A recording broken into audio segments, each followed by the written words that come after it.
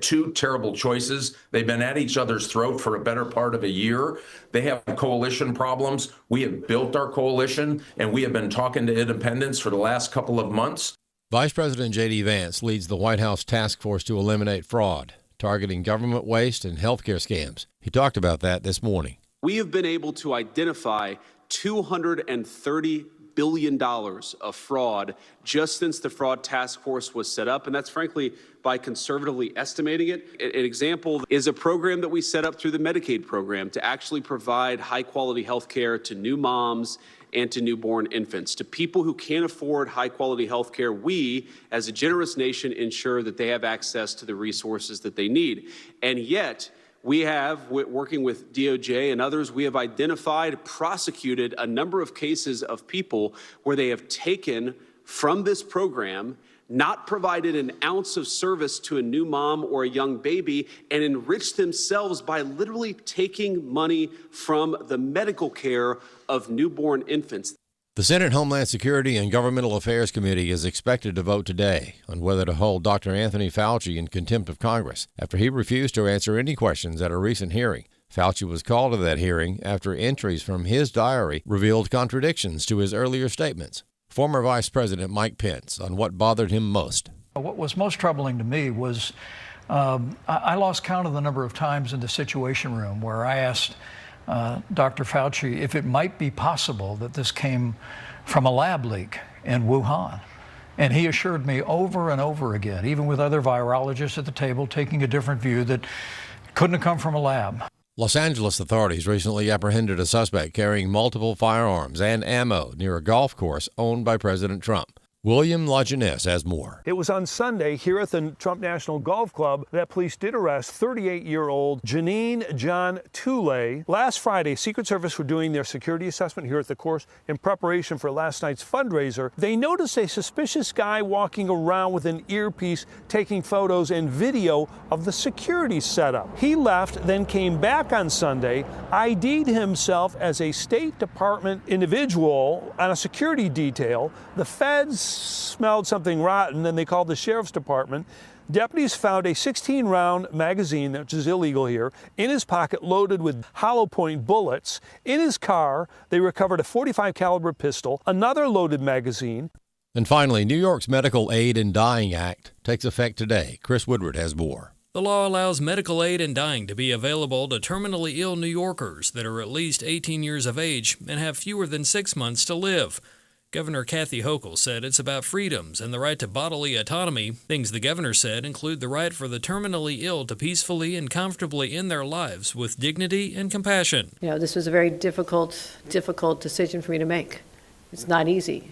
And I felt that my own upbringing and my own religious values are part of who I am, but cannot affect decision-making I do on behalf of 20 million New Yorkers. And so I thought long and hard about this. Patients wanting to take advantage of this law must make oral and written requests before doing so, and doctors must also sign off on the decision. Still, Jessica Rogers, Coalition's director for the New York-based Patients' Rights Action Fund, has concerns about the law. For starters, Rogers said it sends a dangerous message to people with disabilities, older adults, and seriously ill patients that death is an acceptable substitute for care. At a moment when home care workers are in short supply and Medicaid supports are being cut, Rogers said the state is offering lethal prescriptions instead of the treatment, pain management, and in-home support that patients actually need to live safely. I'm Chris Woodward. For American Family News, I'm Rusty Pugh. Thoughts of the child you were carrying keep pouring over in your mind. A deep, unrelenting sadness overshadows your days, and you wonder if you will ever feel whole again. There is hope and healing from a reproductive loss. Call the International Helpline, 866-482-LIFE, and talk with someone who has been where you are. Your call is confidential, and we will help you find healing. 866-482-LIFE.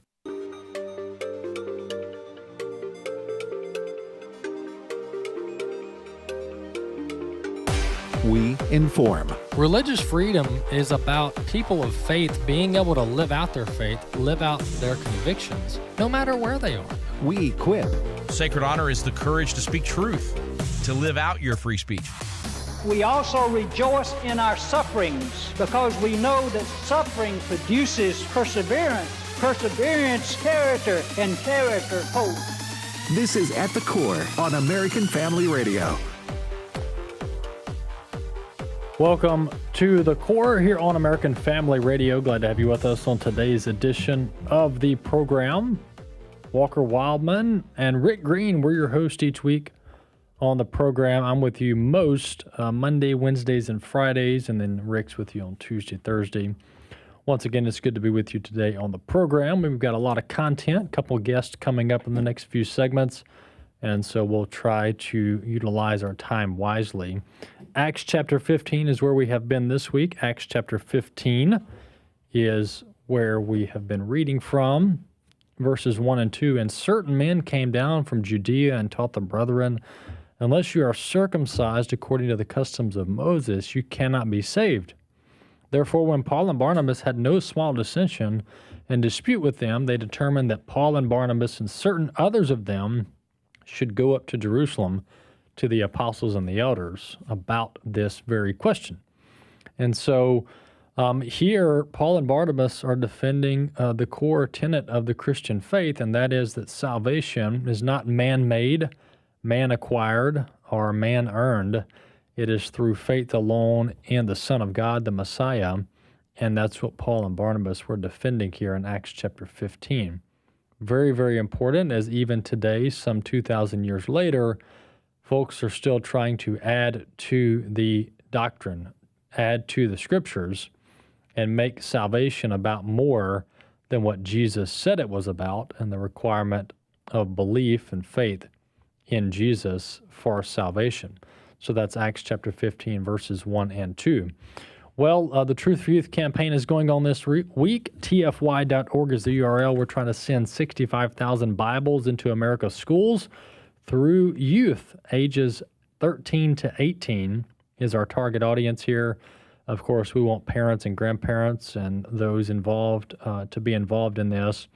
But we're sending these Truth for Youth Bibles into America's schools through our youth, ages 13 to 18. So if you want to order your free Bible this week on AFR, you can visit tfy.org, tfy.org. I'll give out the number to call in as well and order your Bible. 800-733-4737. If you call this number, you can order one Bible per teen in your home to send with them to school to give out to an unbeliever. 800-733-4737 or tfy.org. Our goal is 65,000 for the week. We are well underway, nearing the halfway mark for that goal. And so help us reach that goal and order your free Bible now at tfy.org. All right, well, let's jump into the topics for this segment. The economic data just continues to come out week after week, month after month, showing the progress of President Trump's agenda to rebuild the economy and fix the damage that was done under President Biden, which was a lot of damage. And manufacturing has been a core tenet of President Trump's agenda for a long time, even going back to the first term. And the manufacturing numbers are looking good. Remember, this was his core campaign promise and one of his things that he had worked on in the months after being sworn in this go-around, and that is traveling around to plants and factories and job sites in order to rebuild America's manufacturing base. Because let's not forget, over the last 30 to 40 years, really 40, over the last 40 years, we have shipped many of our manufacturing jobs overseas.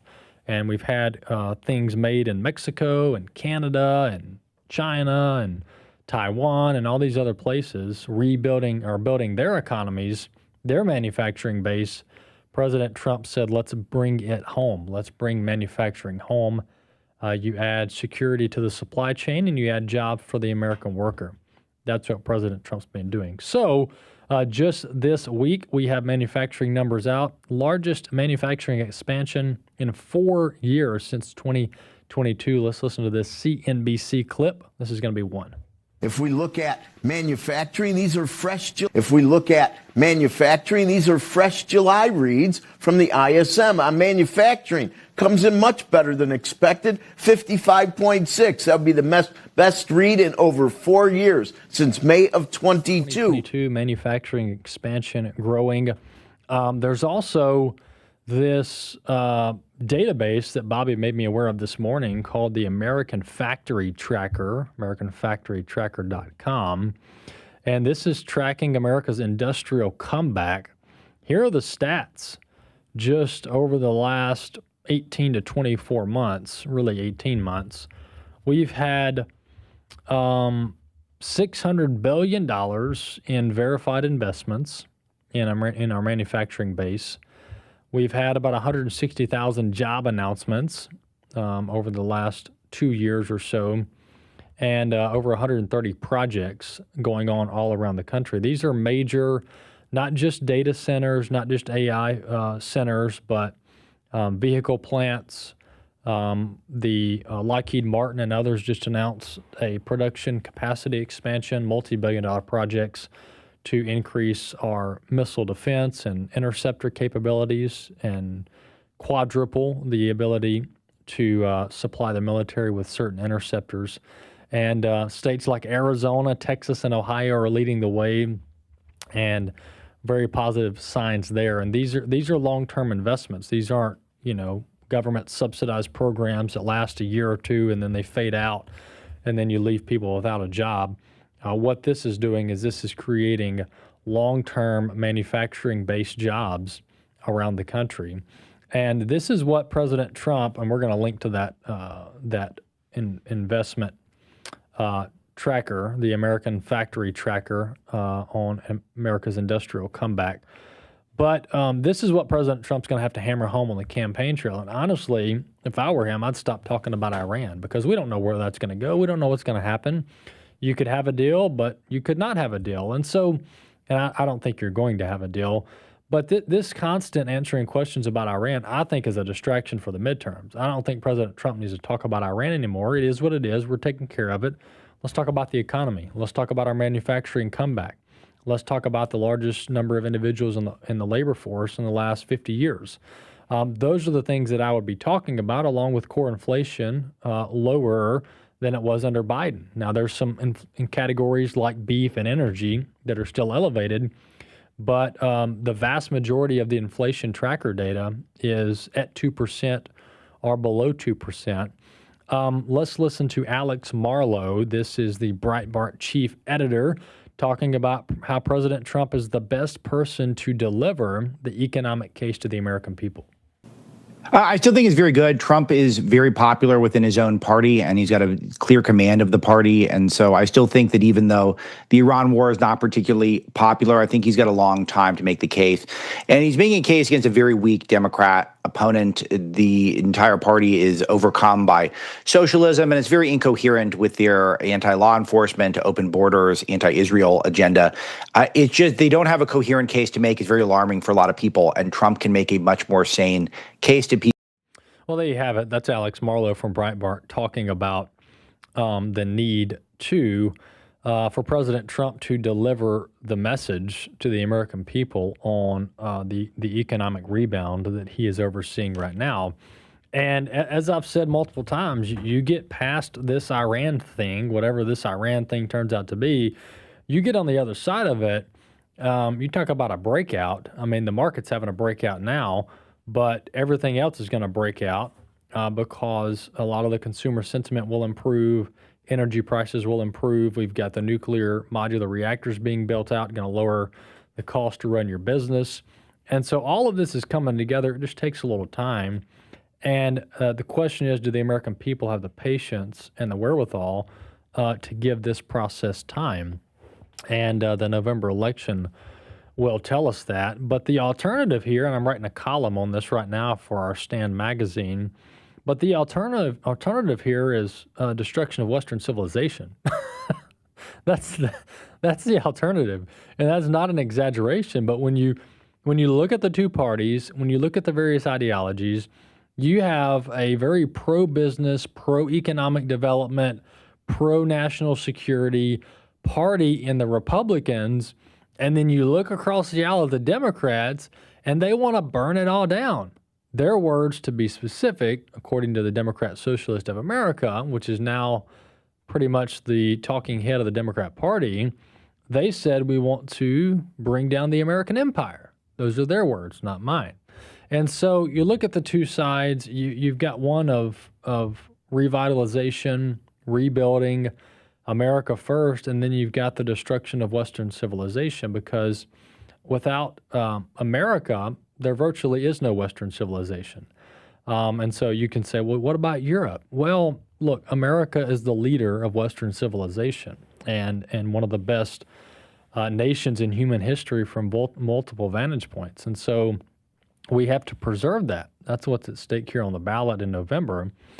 And we also have to resist this perpetual victimhood mentality that is prevalent, I will say, within the right. Now, I know the term right with a capital R is a very broad term, but within kind of the conservative right base of the Republican Party, some of the more nationalist elements, there's some kind of disgruntledness about the lack of economic progress under President Trump's administration, and claiming, there's still an affordability issue, et cetera, et cetera. And they say that explains, this drift towards socialism and government intervention on everything, which is what Elizabeth Warren wants. But we need to be careful with that line of thinking, and here's why. It is true that that America, that our economy in some regards has not been working for the little guy, or not been working more specifically for the middle class.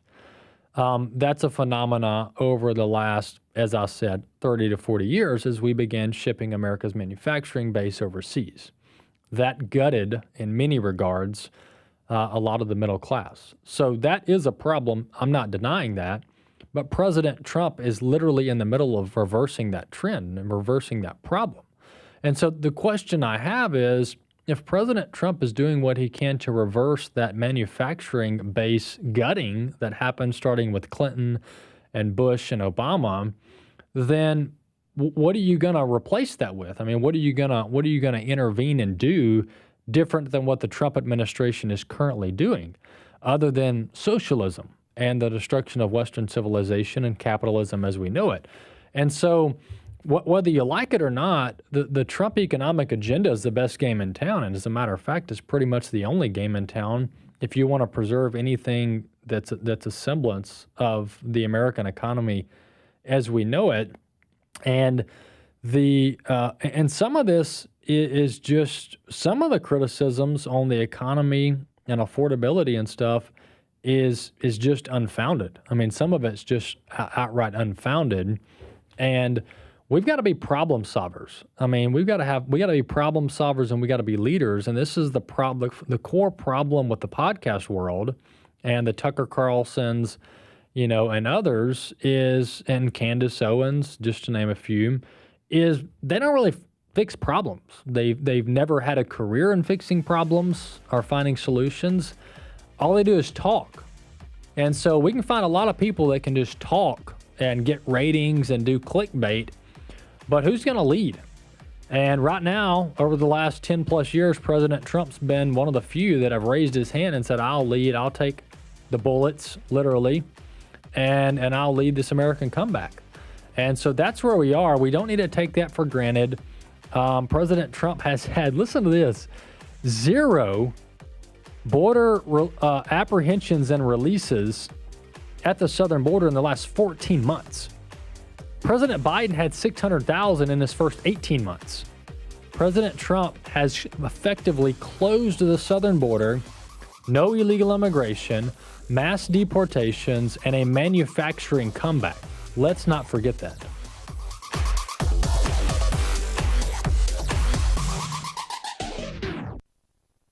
Hear, my son, your father's instruction, and do not forsake your mother's teaching. My name is Abraham Hamilton III, and this is the Hamilton Minute. A phenomenon has emerged in America since about 2015, but very few people discuss it due to things like shame and embarrassment. It's called voluntary familial estrangement. The phenomenon consists of an adult permanently severing relationship and contact with one or more adult family members, usually a parent or parents. According to available data, about 27% of U.S. adults are currently suffering an estrangement. That's over 68 million people. The estrangement usually occurs due to political or religious disagreement. It is a demonic scheme Satan is using to separate and destroy families. Listen each weekday from 5 to 6 p.m. Central for the Hamilton Corner with Abraham Hamilton III, public policy analyst for the American Family Association. So your next 5 minutes could be your most productive 5 minutes in years, at least when it comes to your finances anyway. That's all it takes to find out exactly how much you'll save joining MediShare versus what you're paying now for healthcare. It's very typical for people to find out they can save hundreds a month, thousands a year. The typical family saves up to $500 a month. And healthcare sharing is different for sure. It's refreshing different. We know from member surveys, people love saving the money, of course, but they also just like MediShare more than what they were doing before for healthcare costs. And it's not a new thing. It's been proven for more than 30 years. Hundreds of thousands of Americans are part of this. So call them now. They are great to talk to. And very quickly, you'll find out what you can save. You can get your questions answered. Your next 5 minutes could mean saving hundreds a month, month after month. And here is the number. Call 833-44-BIBLE. That's 833-44-BIBLE. 833-44-BIBLE. Hello, Tim Wildmon here, president of American Family Association and American Family Radio. Hey, maybe you've heard some of my other announcements about our tours in March 2027. We're going to Greece and we're going to Italy. 2 separate tours, but you can do both if you want to. The first tour is called The Footsteps of Paul, which will be going to many of the places covered in the book of Acts that happened in Greece. The other tour is Italy, and one of the places we're going to be going is Venice, and we're going to ride the gondola that Paul took on his trip to Venice. You can read about that in the Bible too. I'm just kidding. But you can call it a gondola or gondola, I don't care. But if you want to go on one of our tours in 2027, go to tours.afa.net. That's tours.afa.net. At the Core podcasts are available at afr.net. Now, back to At the Core on American Family Radio. Welcome back to the Core here on American Family Radio. Glad to be with you today on the program. As a brief reminder, we do upload the show in the form of a podcast each and every afternoon. So if you go to your podcast library, your podcast store, type in At the Core with Walker Wildmon and Rick Green, you can subscribe to the podcast there. Or in some platforms, it's called following. They keep changing up the term. But you get the idea. Subscribe, follow the podcast, and it will be queued up in your library each and every day. Well, we have a guest in studio with us, State Representative from Mississippi, Shana Gary, and he asked coming into the break, do you know how to pronounce my last name? Surprisingly, I do, because most guests, I've had some doozies on here, Bobby, of guests with some last names that just throw me for a loop. And but yes, I've got your last name, and glad I do, as opposed to getting it wrong in real time. But glad to have you on the program. Well, you'd be surprised how many people just butcher my last name, so I wanted to give you a heads up before we got started. Yeah, Gary is proper, but Aguirre is probably what people go for most of the time, just glancing at it. Yeah. But 9 times out of 10. Yeah, pat on the back for me for figuring that out. If you don't mind, move a little bit closer to that mic. They're pretty sensitive. Representative Shana Gary is with us here from the state of Mississippi. He's been in the legislature for 3 terms. I didn't realize he'd been in that long, going on 12 years, and going to run, I assume, for re-election in 2027.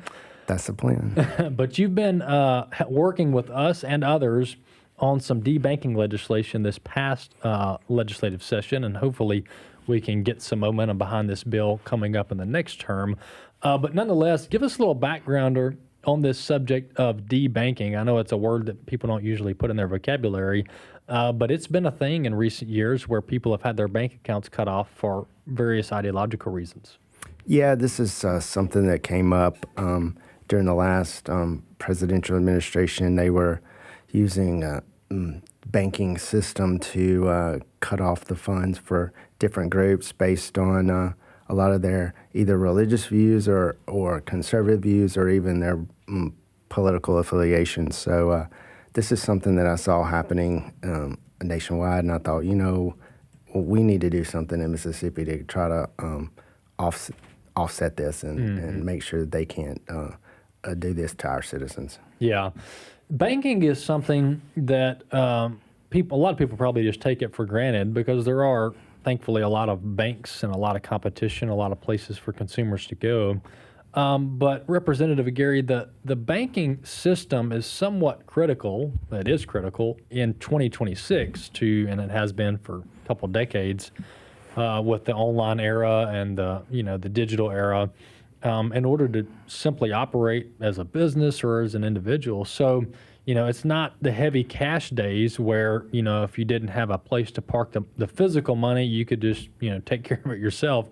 If you don't have somewhere to bank because you've been shut down, or even if you have to transition because you've had your accounts cut off for political reasons, that's very disruptive. And so talk a little bit about the importance of just being able to have confidence that your bank's not going to just cut you off one day without notice because they don't like the politics. Yeah, you're right.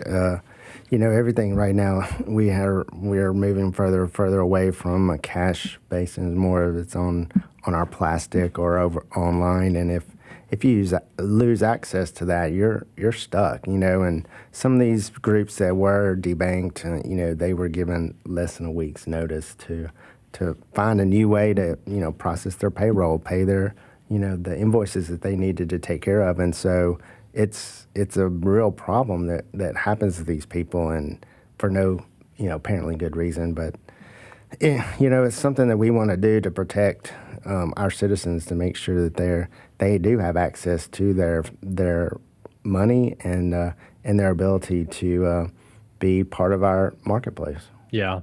There's multiple examples. President Trump's the most notorious example, or prominent, if you will, example of being debanked.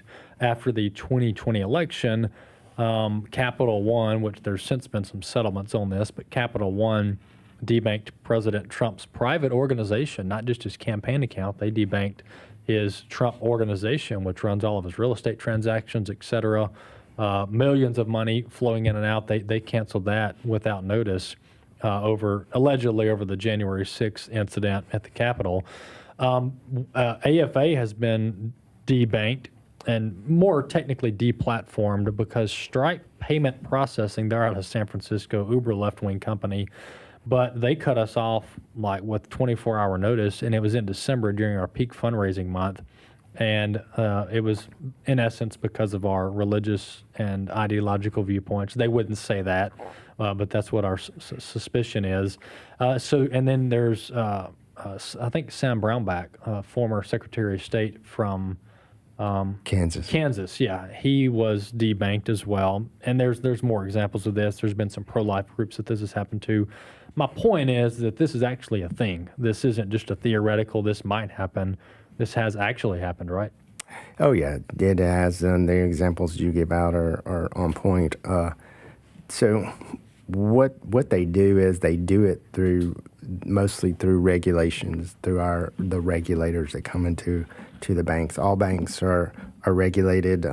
State charter banks are regulated by our state Department of Banking, and then national banks are regulated by national regulators. And so what those national regulators under the previous administration and their guidelines would come in, and they would pretty much say, well, this is a reputational risk of having this person on here. And that's I've heard that term a lot. Yeah. And so that's that comes up. And so these banks, they don't want these regulators on them. And so they kind of like old school gangsters with them, Oh, it'd be sad if something happened to your bank here, So they would, as they're looking at like a group that they want to have taken down. So it was pressure coming from the regulators onto the banks. The banks weren't going out and choosing to do this just out of the blue. Sure. From the research I've been able to do, it looks like that they're getting pressure for the most part, from these regulators. Well, and to your point, when you have these different state regulators, I'm sure every state has their own board or commission or regulatory body. For example, if you have a California commission or regulatory body, making a phone call to what is probably a national bank or a regional bank, and to your point, given these threats are alluding to being, punished, so to speak, that definitely affects their decision making. So these regulatory bodies have a lot of power and influence, for better or worse. Especially the larger banks. So if you're over a $10 billion in asset bank, you have regulators in office 24/7. Wow. They're always there. And so those guys are under a lot of scrutiny. And, in today's day and age, after the financial crisis in 2008, the regulations on all of our financial institutions just went through the roof, and they are so overregulated. I've talked to other bankers saying, like, man, if we could go back to the old days, it'd be a lot easier. I mean, they've adapted to the climate that it is, but sure. I think that they would all prefer to get rid of some of these regulations that are just over the top, and pendulum swung from one way all the way to the other way, and we need to kind of probably be more in the middle. But that's what we're trying to do, but it really needs to happen more on the federal level. But sure. But we do what we can here in the state. Yeah, and let's talk about that. So we're talking with Representative Shannon Gary from Mississippi, state representative from the northeastern part of Mississippi, and Tupelo area specifically. Let's talk about solutions here, because obviously the problem of debanking is there. It's prevalent. We've talked about some of the cases of it happening. And to your point, we don't want to come in with a bunch of red tape, create another regulatory body, et cetera. So let's talk about the solutions here. What are some of the solutions, especially in some of this legislation you put forth, that we can address the concern of debanking without creating another government bureaucracy? Right, and that's when in discussions with the bill that we had this past session with the bankers and with the banking commission was, we don't want to put more regulations on the bankers, and our goal was not to do that. What we did was, if a customer was debanked, and there was a whole list of reasons, and if they felt that they could file a complaint with the banking department, and then the banking department would look into it and do an investigation. And if it was proven to be a situation, then they would issue a cease and desist to that bank or financial institution and say, all right, y'all got to cut it out. This is why. But that was basically it, Mm-hmm. But we were just trying to make it as simple and as not a regulatory burden on the banks. And some people, were saying that there was a regulatory burden, but it wasn't like they're making it out to be. But no, and to your point, and we met with some of the bankers. I'm sure you got phone calls and lunch requests as well. But the fact of the matter is, and I understand the hesitancy to sign off on any new regulations or any new statutes involving anything additional the banks have to do, or businesses in general. But to your point, correct me if I'm wrong, but this regulatory body or this banking association that this process was going to be facilitated within already exists. It does. So we're not creating a new agency, No. a new director, a new commission, or the governor having to appoint somebody new. This is an entity, a regulatory body that already exists. You're just simply creating a process within that body where someone can file a formal complaint, correct? yes, Yeah. that's it. And if the bank's not doing any debanking, then they don't have anything to worry about. I'm sure that there's going to be people out there who will say, oh, well, they debanked me and I did nothing wrong. There were a list of reasons in there of why they could, and that follows along with federal guidelines as well. Sure. So, but nothing like religious or political or anything like that could be, or ideological. None of that could be included. Yeah, that seems like a no-brainer. I mean, whether you're a Democrat or Republican, this is just good sense. And to your point, if the banks are following the rules, they have absolutely nothing to worry about. But the problem, to your point, and the word you used is, I think, reputational risk. Right. That's like a buzzword within the banking industry, where if they don't want to do business with a customer, they'll just pull out the Rolodex and say, yeah, you're sorry, your business is a reputational risk. We've had that specifically cited by different technology companies and others that don't want to do business with us. That's a buzzword for, we don't like what you guys do, pretty much. And to your point, I mean, the banks, if you're going to cut somebody's bank account off, you ought to be able to give them a viable reason. I mean, either they're engaged in criminal activity, or they're not following the banking guidelines, or they're not upholding their terms of service. But this is kind of a big deal. This isn't like, I don't want to serve you coffee. This is banking. This is core to basically living in 2026. Yeah.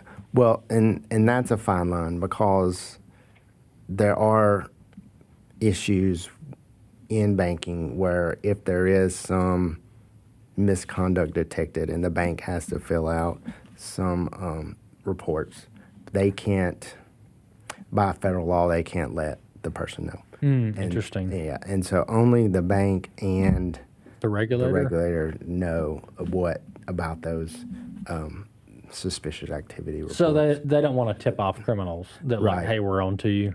Right. And so it's a fine line there on what they can let you know and what they can't let you know. And so if they debank someone, or if someone is debanked because of one of those issues, they can't really tell them. But you would think, okay, well, we're not gonna do your business because you're an NRA member. That's another situation altogether. So you have to keep those separate. And and we wanted to set the bill up where the banks weren't hit with a bunch of frivolous complaints, suits and complaints, and so we tried to make it where they weren't just bombarded with those things as much as possible. But I'm sure some of them will cut through and cause some issues. But for the most part, we're trying to keep it as low as possible. Yeah, and this is not something I'm not trying to kind of undershoot my own argument here, but while there are cases of debanking happening, I would not call this a massive, widespread problem, but it is a problem, and when people are debanked, it is a very big deal. So to Representative Gary's point, I don't see us having thousands or hundreds of thousands of complaints across the country if this were eligible. We're talking one-off instances of people being cut off. Yes, and I completely agree. But I think, and my thought with this was, someone's got to stand up and say, we don't agree with this, and we're not going to accept it. And again, it was done on the federal level, but if the states start fighting back against it, then maybe something will happen. I mean, Senator Tim Scott from South Carolina, he had a bill, but as we all know, the Senate is in lockdown, right? They can't can't get anything done. So we're trying to do something on the state level, because ideally, President Trump had an executive order about debanking, but they can't get it over the finish line in the Senate. So Washington gridlock. Well, and to your point about the states' role here, if we can get multiple states to band together on this, you could end this debanking with just having 3 or 4 states like Mississippi and Texas on the same page. Because then the Capital Ones of the world are going, well, we don't have to deal with Mississippi and Texas as regulators, so we're just going to quit debanking. And then the problem's solved. So, I mean, at this point, working together with various states is the way to go. Representative Gary, thanks so much for joining us. Thanks for having me. Yeah, absolutely. Representative Shana Gary from the state of Mississippi, serving the northeastern part, specifically the Tupelo area, in the State House of Representatives. And glad to have him on the program. And he headed up this debanking legislation in Mississippi that we couldn't get quite over the finish line, but we're going to keep bringing it up, and we're going to keep pushing it and educating folks on it. So that we can protect consumers and individuals from having their bank accounts cut off for religious or political reasons. That goal should be pretty bipartisan.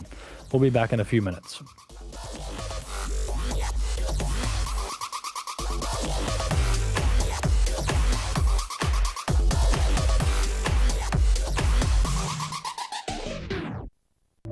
The God Who Speaks is a powerful message on the authority of Scripture in the voices of some of the most respected theologians of our day. The most historic formula for the Christian church has been this: when the Scripture speaks, God speaks. The God Who Speaks is a 90-minute documentary which can empower Christians to share our faith and defend the authenticity of the Bible. Available at thegodwhospeaks.org or visit stream.afa.net.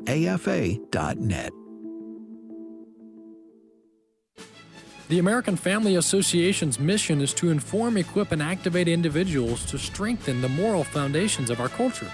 We also support the church. Our goal is to be a leading organization in biblical worldview training for cultural transformation. We believe true morality flows from biblical principles and directs people to the manner in which God intends them to live. Thank you for standing with the American Family Association as we seek to stop the erosion of godly values. If you're new to the American Family Association, or if you've been with us for a while, it's easy to focus on the American Family part of our name and completely forget about the association part. AFA is more like a diamond with many facets that make up the whole. If you didn't know, this is our broadcast division, American Family Radio. We also have a national Christian news service, American Family News. And then there's our governmental affairs affiliate, AFA Action. But that's still not all. We've got a video streaming service, AFA Stream. 1 Million Moms defends our kids against exploitation in entertainment media. If you enjoy faith-based blogs, you'll love The Stand. And if you want to find great resources and gifts, there's the AFA Resource Center. After all that, there's still more. So stop by afa.net/connect and stay connected to help you and your family stay informed, equipped, and ready to take action. afa.net/connect. My name is Kaylee Bush, and I am just your regular small-town daddy's girl. 4 weeks after I had won the title of Miss North Florida, I was asked to sign a contract. Quote, female means a born female or an individual who has fully completed sex reassignment surgery. I declined to sign, resulting in the loss of my title, any scholarship opportunities. So we demanded that they rescind it, but unfortunately they would not. Today, I'm standing to preserve sisterhood, the foundation of Miss America. But how can it be a sisterhood if the door is open to brothers? I believe that biology is real and that no boy is born in the wrong body. You know, what makes people a leader is them following their convictions boldly and courageously. She wanted her integrity more than the crown, and she wanted to follow our Lord Jesus Christ more than Miss America. Watch Kaylee's story today at afa.net/impact. This is At the Core on American Family Radio with your host, Walker Wildmon. Welcome back to The Core here on American Family Radio. Glad to have you with us on the program. Well, introducing our next guest that we have on the program, we have Chris Jacobs. He's CEO of the Juniper Research Group.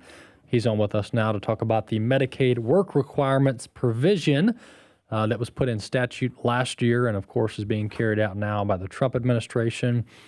Chris, welcome to the program. Great to be with you. Well, Chris, anytime we can talk to someone about people working harder and getting off the couch, I'm 100% on board with that because it's a biblical concept, the concept of hard work and working with your hands and having honor and dignity in your work. It's a very kind of lost art, if you will, in America.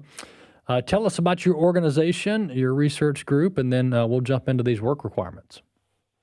Sure. Thanks, Walker. My organization, Juniper Research Group, it's a writing, research, and consulting firm. I'm here in Washington, right in the middle of the D.C. swamp, trying to get people the story behind the story and explain really what's going on behind the scenes in Washington in ways that people can understand. Excellent. Well, the One Big Beautiful Bill, one of the provisions in it, as you've noted coming out of the break, is that the work requirement for Medicaid, to qualify for Medicaid, the work requirement is now in statute, which is a very big deal. It's been expanded a little bit. But give us a little background on the work requirement. What are the provisions, how it works, and then we'll talk about the implications in the months ahead. Sure. So the work requirement is only for states and populations that have expanded Medicaid under Obamacare. So we're not talking about making grandma work 40 hours or 80 hours a month or anything else like that. We're talking about primarily able-bodied adults in states that have expanded Medicaid under Obamacare to able-bodied adults. And I think one thing that's important to remember here is Democrats, when they passed Obamacare, they gave states a greater Medicaid match to fund care for able-bodied adults than they did for aged, blind, disabled populations, the very sick, individuals with disabilities, pregnant women, children. It put able-bodied adults at the front of the line. And I've said consistently, that's an awful demonstration of values to encourage states to expand to able-bodied adults, somebody sitting on the couch, rather than the vulnerable, the most needy in our society. Yeah, that's to me, this is not only is it immoral to disincentivize work and to cut into resources for the truly needy, and the long-term consequences are disastrous for our workforce and for our society and productivity. Talk about the updated work requirements that the Trump administration and Republicans put into place, and what that's going to do, hopefully, to the tax obligations, the taxpayer obligations for the Medicaid program, and getting people back in the workforce. Sure. So the requirements in statute, and there were regulations implementing these that were released in early June, require 80 hours per month of some kind of work or community engagement. It could be education. It could be going back to school to make sure you have a good education, et cetera. It could be work. The other thing is it's actually, they say it's 80 hours per month, but in many ways it's less than that because there's an income requirement that you can meet to fulfill the requirements. And it's 80 hours, it's equal to 80 hours at the federal minimum wage of $7.25 an hour. If you make $580 per month, you meet the requirements. Well, a lot of states have increased their minimum wage well above that. And in most places, most people get paid more than the minimum wage anyway. So if you're getting paid $10 an hour, then you only have to work 58 hours per month. So I think these are very reasonable. And we're talking about 80 hours per month. We're not talking about 80 hours per week. To try to support, endorse self-sufficiency and people, the old saying of a hand up and not a hand out. Yeah, the urgency to get people off of these welfare programs couldn't be higher. I mean, the amount of money to the tune of ultimately over $1 trillion annually when you combine some of these programs together, not just Medicare, but I'm talking Social Security, the whole package, right, of federal programs. Yep. A lot of money. And it's one of the reasons we're hitting such a deficit so quickly and not able to pay our bills. The urgency here to level some of this out, or at least begin to chip away at it, couldn't be overstated. And that's why I was so excited about some of the DOGE cuts. And, you know, we are at the lowest federal workforce since like the 50s or 60s. So President Trump has made some headway on this, but we got to keep going. I mean, Chris, the problem here is so bad that doing one thing is not enough. Like, we got to keep chipping away at this problem, correct? Absolutely right. I mean, essentially, we're a big insurance company. The federal government is a big insurance company that has an army attached to it. And that's basically all we do. And that includes Medicare and Social Security, and it will ultimately require making some difficult decisions. I think the low-hanging fruit is going after some of the waste and the fraud. People who are enrolled in multiple state Medicaid programs at the same time. Well, that's absurd. There's no point in that. That's just more profit to the insurance company. So we need to do some of these kinds of things. The big, beautiful bill started that, but we're going to need to keep going. Yeah, we are going to have to keep going. And there's obviously talk of another round of reconciliation. I think they call it 3.0. Do you think they're going to do something here? Like, is that being talked about, or are we going to have to bring it up? I think it always involves being the squeaky wheel, because it's very easy when you're a politician, you want to get liked. And so you get votes by handing out money. You don't get votes by taking money away and say, being the bad father. No, you cannot have ice cream for breakfast, lunch, and dinner every day. I mean, that's effectively what we're talking about here. So it's always going to involve work and making difficult political choices.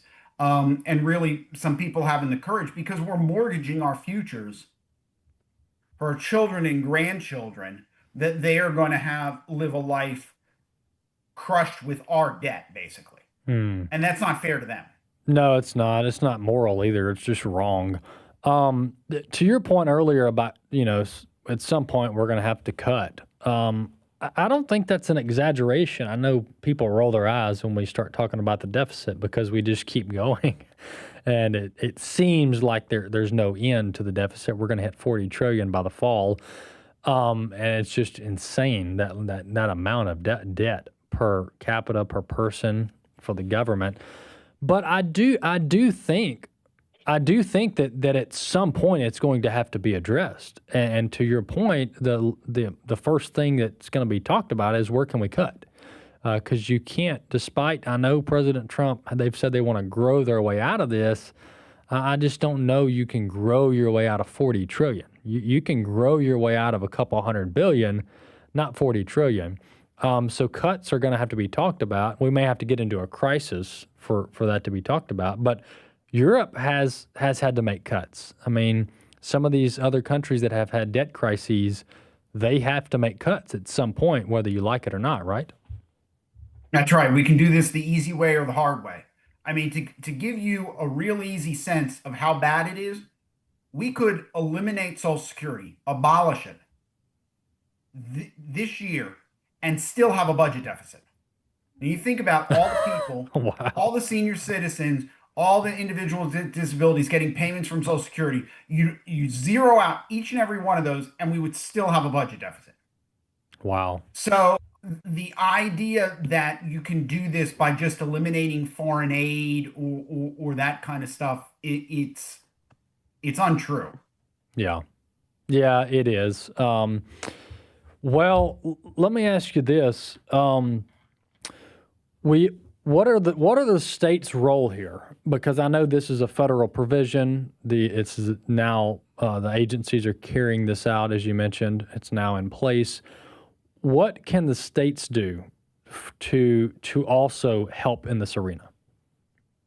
Well, I think the best thing that the states can do, first of all, if you haven't expanded Obamacare to able-bodied adults, then don't.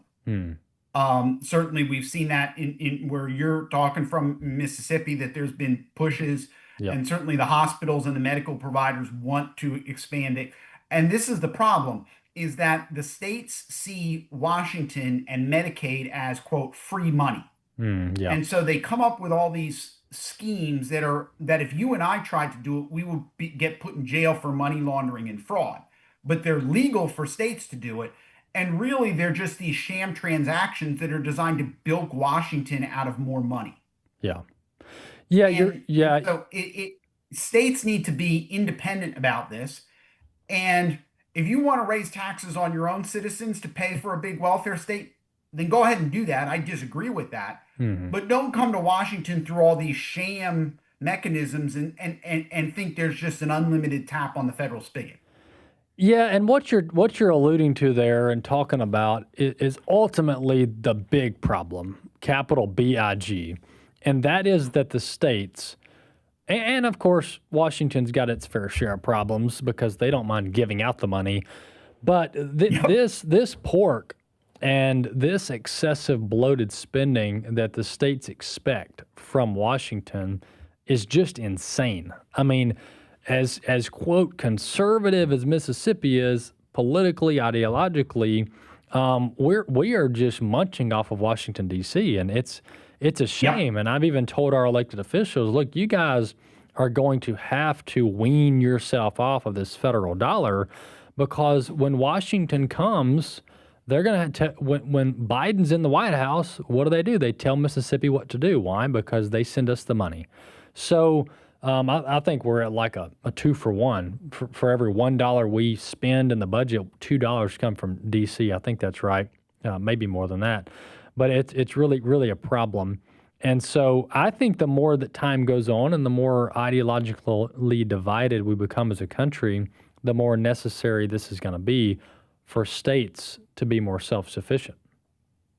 That's exactly right. And the problem really with healthcare and the problem with our government in general is that everybody does a wonderful job of spending everybody else's money. You're right. You're right. And that's the old Margaret Thatcher phrase from 50 years ago, that the problem with socialism is eventually you run out of other people's money. And this is the problem. This is why we spend too much money in healthcare in general, because my insurance plan pays for it, or in Medicaid because the state pays for it, or in Medicare because the federal government's paying for it. Everybody does a wonderful job, and I understand when you have a heart attack, you're not going to be able to pay for all of that out of pocket. Sure. But it's this attitude of everybody throwing the bill to somebody else, yes, rather than self-sufficiency. Yeah, and let's address that. We've just got a couple minutes left. But this fear-mongering that we get when we talk about, and we started out on work requirements for Medicaid, but you can apply this to any other program, and even like Obamacare, they'll say, well, if somebody's having a heart attack, it doesn't matter what it costs. We got to save their life. Well, whatever. Okay, there's already federal statutes on having to serve people in the emergency room anyway. That's why the illegals go and get free, quote, free treatment, even though we pay for it. But those are these statistical anomalies. When you go to the emergency room, what do you get? Somebody, my ear's hurting, I got an earache, and they go in there and they don't pay any bills. And then the hospital, what do? They charge you and me in our private healthcare plans an overage to make up for the people that don't pay for common things that can often be addressed at a small, in and out 30-minute medical clinic. But the people that don't have health insurance go to the ER because they know they can't turn them away.